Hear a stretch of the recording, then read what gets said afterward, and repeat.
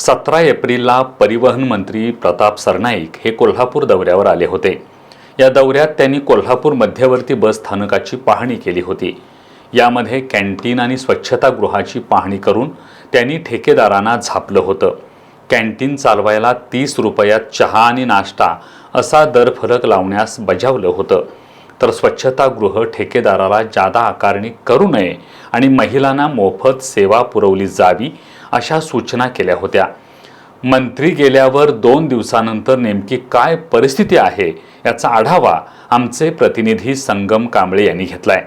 जोपर्यंत लेखी आदेश येत नाही, प्राप्त होत नाही, तोपर्यंत दर फलक लावणार नसल्याचं सांगत कॅन्टीन चालकांनी मंत्र्यांचा आदेश धुडकावून लावलाय। 17 एप्रिल रोजी राज्याचे परिवहन मंत्री प्रताप सरनाईक हे कोल्हापूर दौऱ्यावरती आले होते। त्यावेळी त्यांनी CBS बस स्टँडची पाहणी केली होती।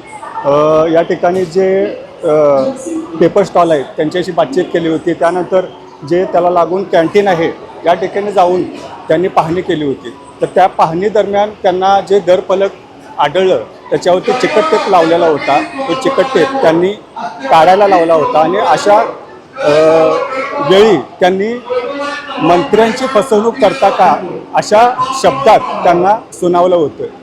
आत्ता सध्या याची काय परिस्थिती आहे, मंत्र्यांनी त्यावेळी सांगितलं होतं की 30 रुपयेमध्ये दरफलक लावला गेला पाहिजे आणि त्यामध्ये नाश्ता आणि चहा दिला गेला पाहिजे, अशा पद्धतीने दरफलक लावा अशा सूचना त्यांनी केल्या होत्या।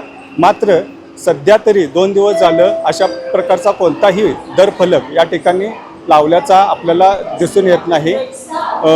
जे ठेकेदारक आहेत त्यांना आम्ही विचारलं की तुम्ही दरफलक का लावला नाही, तर त्यांनी अशा प्रकारचा कोणताही लेखी आदेश आम्हाला प्राप्त झाला नाही, त्यामुळे आम्ही हा दरफलक लावला नाही असं त्यांचं म्हणणं आहे।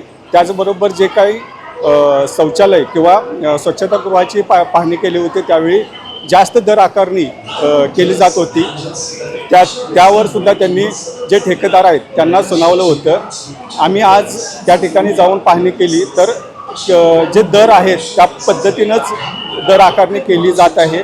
किमान त्या बाबतीत एक समाधानकारक चित्र आम्हाला पाहायला मिळालं।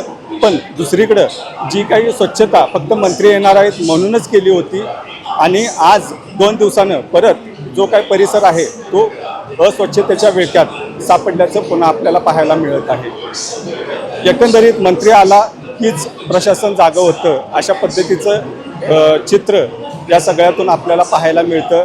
आणि ज्या पद्धतीने कॅन्टीनधारक यांनी मंत्र्यांच्या बोलण्याला किंवा त्यांच्या सूचनेला केराची टोपली दाखवल्याचं सुद्धा आपल्याला पाहायला मिळतं। कॅमेरामॅन अभिजित पाटीलसह संगम कांबळे, S न्यूज कोल्हापूर।